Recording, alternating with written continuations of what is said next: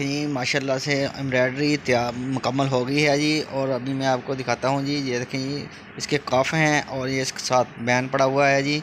और ये देखें जी, फ्रंट पॉकेट एम्ब्रॉयडरी डिज़ाइन बहुत ही प्यारा और ख़ूबसूरत है। डिज़ाइन अच्छा लगा है तो वीडियो को ज़रूर लाइक करें और मेरे चैनल को ज़रूर सब्सक्राइब करें। नेक्स्ट वीडियो के लिए मुझे दीजिए इजाज़त और अपना रखिए ख्याल।